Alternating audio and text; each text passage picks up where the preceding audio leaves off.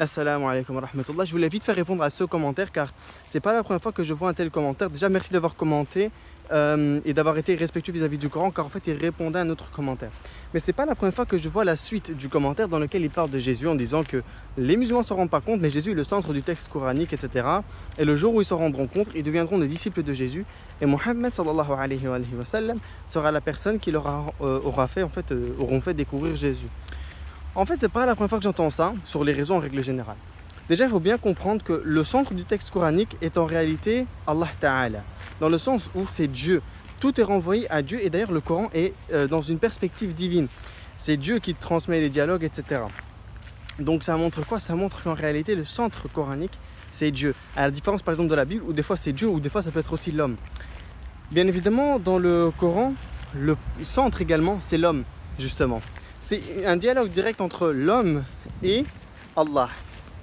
C'est ça qui est très très beau.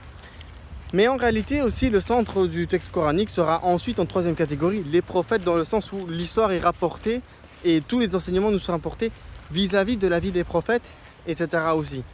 Mais disons que la catégorie serait Allah, l'homme, prophète. Parce que les prophètes sont surtout un moyen que Dieu utilise pour parler à l'homme et pour parler de lui-même, etc.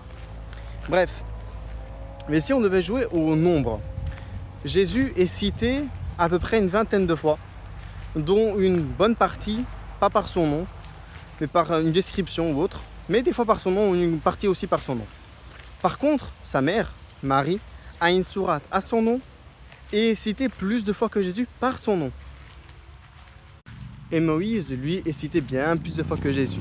Mohammed est cité à peu près le même nombre de fois que Jésus par description, mais pas par nom. Donc on voit bien que Jésus n'est pas le centre du texte coranique en ce sens. Alors certes, Jésus est un très grand prophète islamiquement parlant, très important, qui nous rapporte une grande partie de la mystique. On a plein de hadiths à son sujet, etc.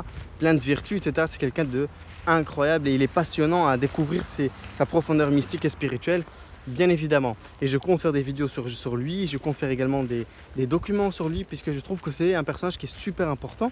Mais il ne faut pas exagérer le propos.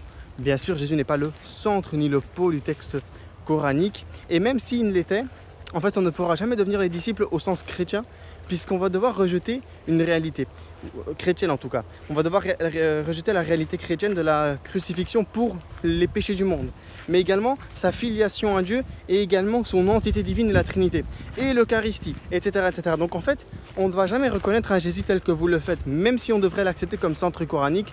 Donc voilà, il y aura toujours une différence. Mais je vous remercie quand même pour votre commentaire, que Dieu vous accompagne et que la paix soit avec vous.